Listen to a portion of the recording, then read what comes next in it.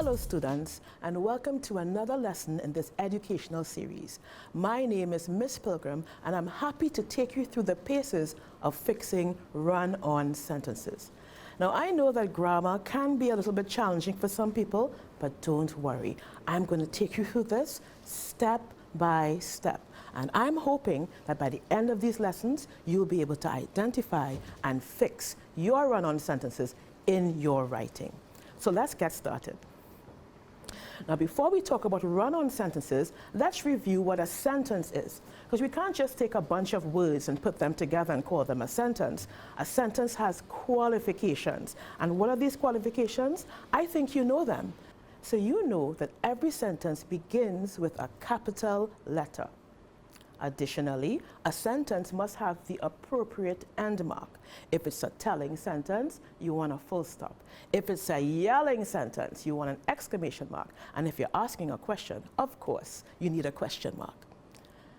Every sentence also must have a complete idea.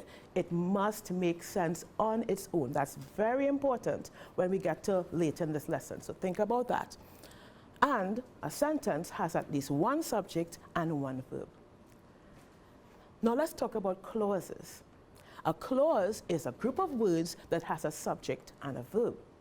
And what is an independent clause? Well, an independent clause is one that stands on its own. It doesn't need any help from anything else in the sentence. It stands on its own. It stands on its own so much that an independent clause can also be called a simple sentence. So here's an example of a simple sentence / independent clause. Mark plays games on his computer.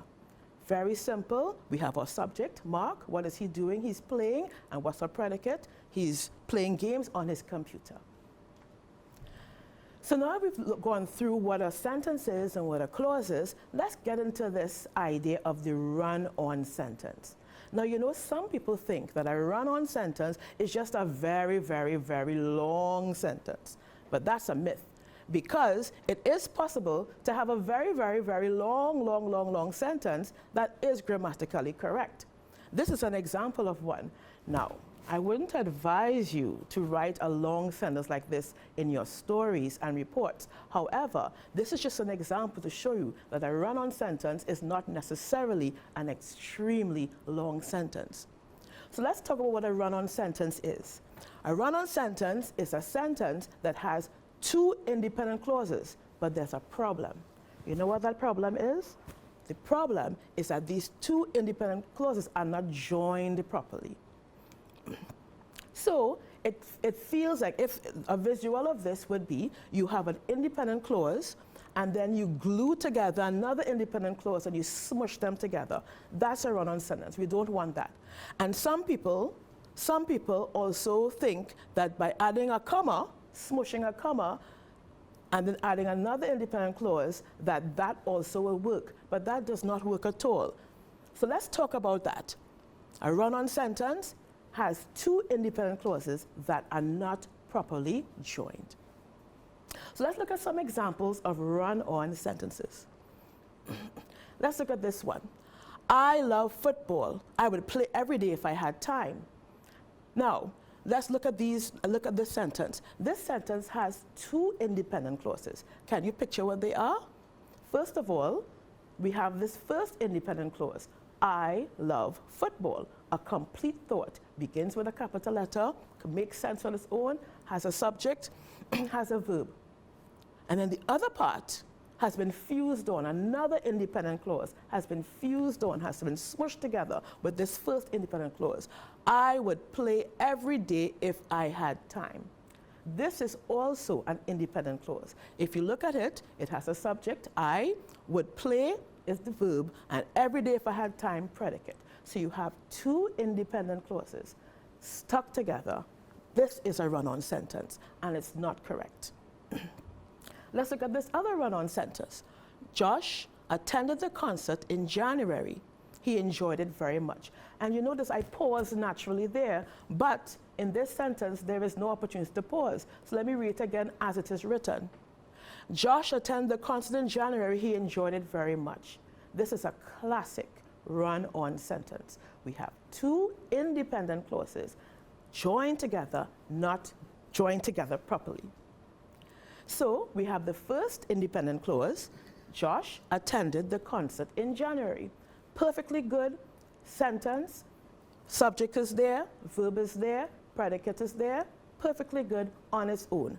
And then it's fused to another independent clause. He enjoyed it very much. Again, subject is there, he, verb is there, enjoyed it very much. So we have these two independent clauses that are improperly joined.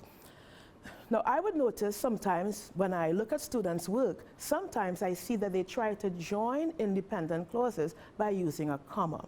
But keep this in mind, a comma is not strong enough to separate independent clauses. A comma has its job, and its job is not to separate independent clauses. So think about it very carefully. A comma is not strong enough to join independent clauses. But how do we fix it? So let's look at this example of where a comma is used improperly to join two independent clauses. I love football, I'd play it every day if I had time. Still, the comma is not strong enough there to join these two independent clauses. You have this independent clause, I love football, and it's stuck to this independent clause, I would play every day if I had time. This is incorrect. Same one, Josh attended the concert in January. He enjoyed it very much. We have one independent clause, we have the comma, and we have the other independent clause. Also incorrect. This type of run-on sentence is called a comma splice. So what is a comma splice? It's simply where you take a comma and use it to separate two independent clauses. And as we said before, a comma is not strong enough to join two independent clauses. Let's review what we've learned so far today. True or false? A run-on sentence is a sentence that is too long. Think about it. If you said false, then that would be true, because a run-on sentence consists of independent clauses that are not properly joined.